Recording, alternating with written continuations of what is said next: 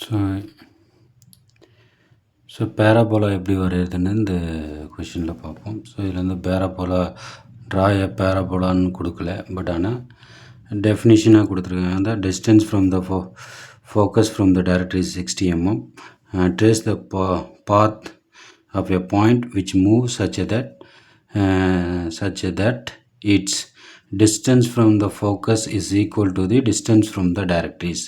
So டெஃபினேஷனாகவே eccentricity ratio டெஃபினிஷனாகவே டைரெக்டாக கொடுத்துட்டாங்க. அப்போ நம்மளுக்கு வந்து distance from the focus divided by distance from the directrix. So நம்ம எசன்ட்ரிசிட்டி ரேஷியோ வந்து பார்த்திங்கன்னா so e equal to so distance from the focus divided by distance from the directrix.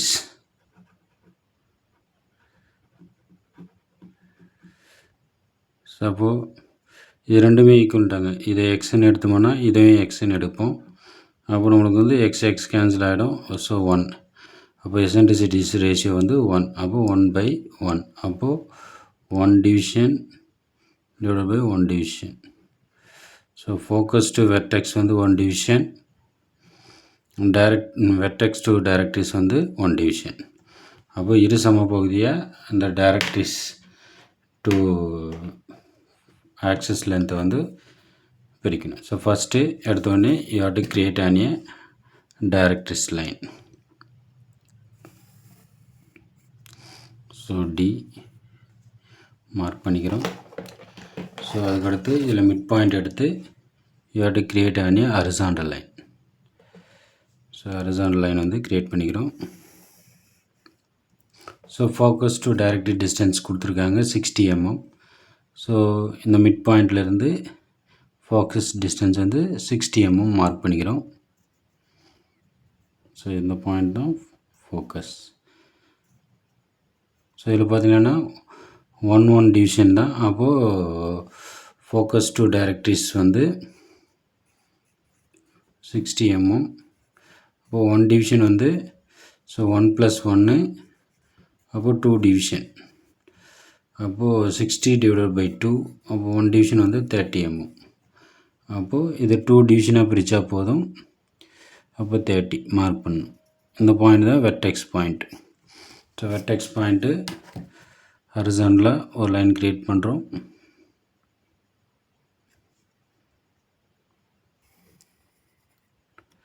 அதுக்கடுத்து விஎஃப் டிஸ்டன்ஸ் எடுத்து ரொட்டேட் பண்ணிக்கிறோம்.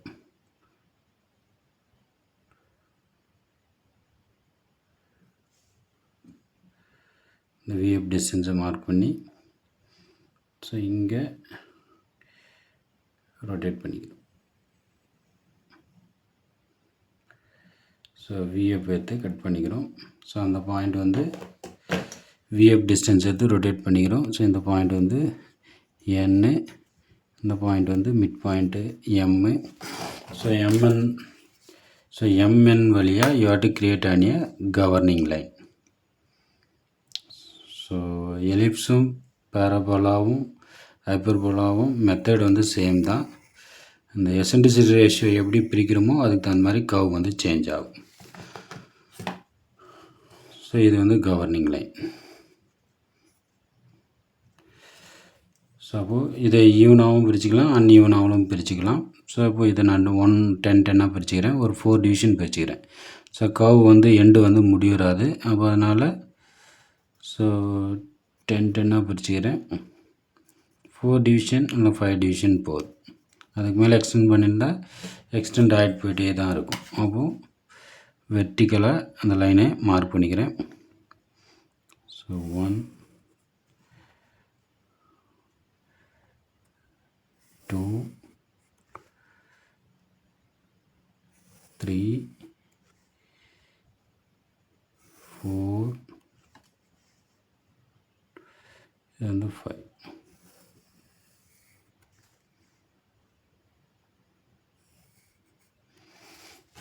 Mark பண்ணிக்கணும். இது 1 1 dash 2 2 dash 3 dash 4 dash 5 dash.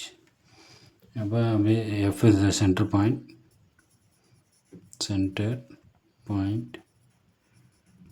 Okay, 1 to 1 வந்து measurement.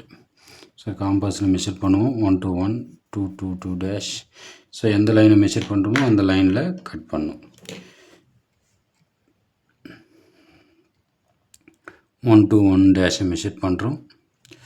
எஃப்பில் வச்சு அந்த லைனை அப்படியே கட் பண்ணுறோம் மேலேங்கில்.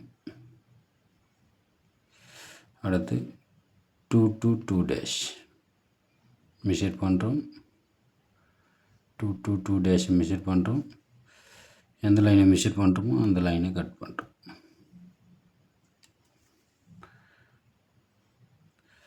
அடுத்து 3 to 3 dash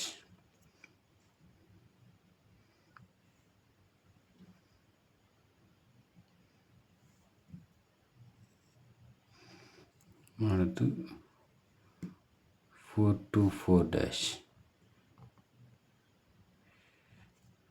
அப்போ எஃப்பில் வச்சு அதே லைனே கட் பண்ணுறோம். ஸோ கீழே கட் ஆகலை. ஸோ அதனால் அந்த லைனை திருப்பியும் எக்ஸ்டெண்ட் பண்ணிக்கிறோம்.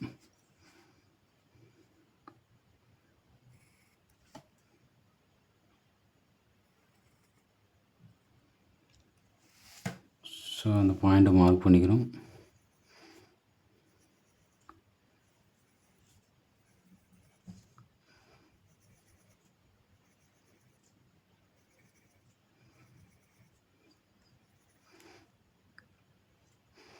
ஸோ ஸ்மூத்தாக அந்த காவை வந்து ரொட்டேட் பண்ணும்.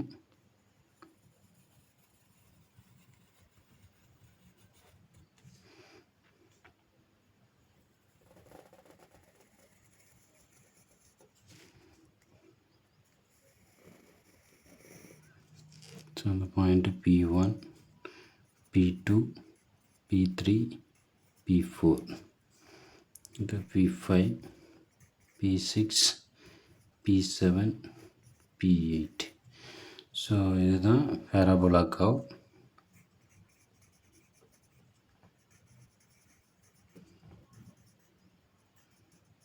எசென்ட்ரிசிட்டி ரேஷியோ மூலமாக. So any point normal to the tangent லைன்னா எனி பாயிண்ட் கர்வ் அந்த பாயிண்ட். ஸோ இந்த பாயிண்ட் நான் Pன்னு எடுத்துக்கிறேன். ஸோ இதை ஃபோக்கஸ் பாயிண்ட்டை ஜாயின் பண்ணிடுறேன். ஸோ இந்த ஃபோக்கஸுக்கு இந்த லைனில் 90 டிகிரி லைன். ஸோ இந்த பாயிண்டில் 90 டிகிரி எங்கே டச் ஆகுதோ அந்த பாயிண்ட்டை மார்க் பண்ணிக்கிறேன். ஸோ அது டைரக்ட் லைனில் டச் பண்ணணும். ஸோ டைரக்ட் லைனில் டச் பண்ணிச்சுன்னா அந்த பாயிண்ட் தான் டேஞ்சன்ட் பாயிண்ட். இது 90 டிகிரி வைக்கணும். So any point normal to the tangent line 90 degree. So இந்த பாயிண்ட் வந்து டேஞ்சன்ட் பாயிண்ட். ஸோ P பாயிண்ட்டும் T பாயிண்ட்டும் டேஞ்சன்ஷியலாக தொட்டுட்டு போகணும், வெட்டிட்டு போகக்கூடாது. ஸோ இது tangent line T dash.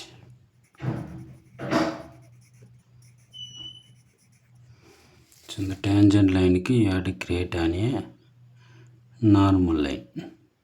So அந்த லைனுக்கு பேரலாக ஒரு லைன் போட்டிங்கன்னா அந்த லைன் தான் நார்மல் லைன்.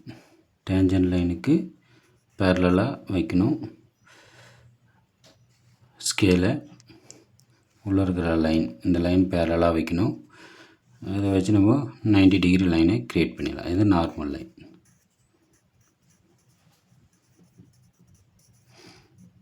ஸோ இதுதான் எசென்ட்ரிசிட்டி ரேஷியோ மூலமாக how to draw the parabola curve.